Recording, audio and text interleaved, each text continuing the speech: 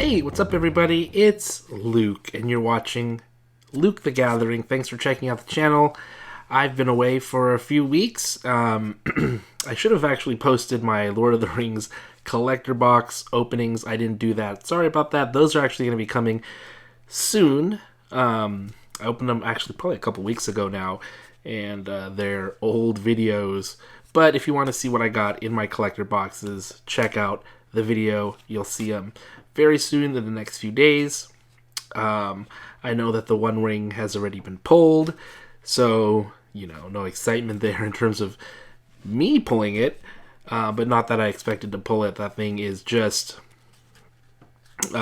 impossible. I mean, if I had pulled it, holy moly, that would have been something, but that's not even something I was considering. But what happened today was my first Lord of the Rings draft in person. So I got to draft a deck in person at the card store.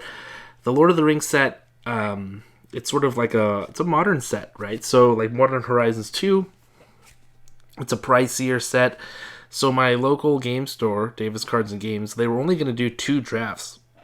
Last week, where I was on vacation, I missed it. This week was going to be the only other draft. But thankfully, they're going to have another draft of Lord of the Rings next week. They have enough stock to do another draft. So I'm really happy about that. I want to draft the set. I want to draft the set as much as we drafted March of the Machine, Phyrexial 1, and all the other sets. But I understand that that's not possible. So they're going to do other interesting drafts instead, which is fine. But I'm definitely going to miss drafting Lord of the Rings. I think it's a great set to draft.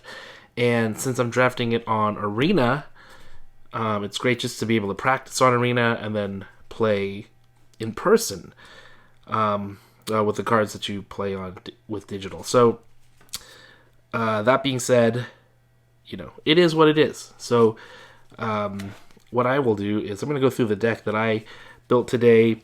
I went 2-1, so I won 2 and only lost 1. But the one game I did lose was my first game, and it was a little disheartening because I got completely steamrolled by a Boros deck, a red-white deck. And I guess it makes sense because I've built many really fast red-white decks on Arena, and they've done extraordinarily well. The deck that I built today is red-blue. Is it totally spell slingery with heavy ring tempting things that I was trying to do. And besides the first game, every other game, it really did well and stood on its own, did a great job. And so I can't wait to share this deck with you. And so we'll check it out right now. All right, here we are. And the absolute star of this deck was Bilbo, Retired Burglar. What an amazing uncommon. There are so many great uncommons in this set. I've been playing Magic for a while now, and I've noticed, sometimes, a lot of times, the uncommons are really strange. Like, they do really, niche type things in a lot of these sets, but in this particular set, a lot of the uncommons, especially the creatures, are really, really good. And Bilbo is probably your best ring bearer in the set right now. And what this card does is when he ETBs, enters the battlefield, the ring tempts you. Or if he leaves the battlefield, the ring tempts you. So when he comes in or comes out, the ring tempts you. That is great. It's easy to get to 4 ring temps with him. And then if he does combat damage, you're going to make a treasure token. He is only 1 power, so he makes it really easy to get in for damage, because if you have the ring on, you can't be blocked by anything with higher power than you. And so Bilbo was just a powerhouse getting through, getting tempted, and in the games where, he wasn't removed very quickly, he caused a lot of problems. And so Bilbo was my top card 100% today. I wish I had 2. I wish I had drafted 2. I saw 1, and if I saw another one, I would have just grabbed it right away. But we also have a lot of other cards. So even though this isn't sort of spell slingy deck, Bilbo was a huge focus of the spells. I also had an Ithilien Kingfisher. I didn't want to make like a deck with no creatures in it, and so I tried to put as many creatures as I could in that I thought were decent. The Ithilien Kingfisher I liked because, first of all, it's a flyer, 2/1 flyer. When it dies, it draws a card. That is great. So it replaces itself. And then the other thing about it is it flies. So if it's a ring bearer and they don't have anything in the air, this thing can get through. I wanted Gandalf, ended up with Saruman. Saruman did okay. It's a 4/4, which is a pretty decent body. The best part is he can make orcs. He can amass orcs when you cast your second spell each turn, and that was relevant in at least one of the games I played during round 2. And so, decent card. Rather would have Gandalf, but Saruman will take. Grishnok is great. Grishnok is so awesome. When ETBs, you get to amass orcs 2 right away. So, first of all, that's a 2-for-1. You get this 1/1 guy, which is 1/1s are great in this format. And you amass orcs 2, and then you get a gain control of a non-legendary creature opponent controls with power less than or equal to the amassed army's power. And so it's like a steal effect where you get to steal them for a turn. Just overall, a great performing card. The Rohirrim Lancer is another really great ring bearer. It's a 1/1 menace, and when it dies, the ring tempts you. So really nice. Fiery Inscription. For a spell slinging deck, getting this down early is money. I wish I had 2. So first of all, when it ETBs, the ring tempts you, which is great already, because I love getting tempted in this deck. And then anytime you cast an instant or sorcery, it deals 2 damage to each opponent. So it just goes right to the face. Getting this extra damage in is really key for these spell slinging decks. Again, I wish I had 2 of these. Breaking the Fellowship, I used once, so it wasn't completely horrible. But this just has one opponent's creature do its power damage to another target on their end, and the ring tempts you, so decent card. Surrounded by Orcs, this is where you get to amass some orcs and then have them mill some cards. Foray of Orcs is a removal spell. Deals X damage to the creature target opponent controls, where X is the amassed army's power. Again, you're looking a lot at amassed stuff.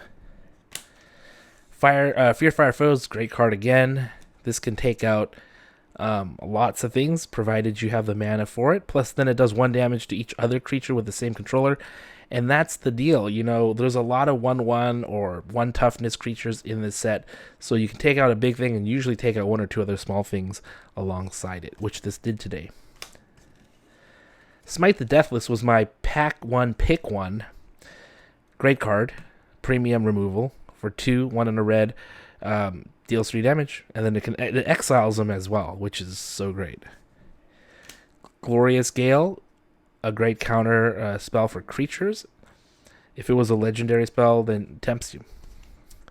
Deceive the Messenger, pretty awesome card. It's an instant speed, gets the power down by 3, and then you get Amass Orcs 1 as well.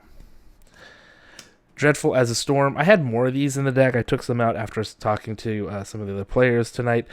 But, you know, the dream is you hit with Bilbo, make him a 5/5, ring tempts you, get to level 4, do 3 more damage. That's 8 damage total. That would be sweet, right? So Dreadful as a Storm.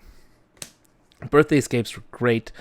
It's for 1 mana, draws a card, and it tempts you. I was able to get 3 of those. Those were just really fun. I love getting those in the hand and just playing them right away. So good. Arwen's Gift, pretty decent card. You know, card draw.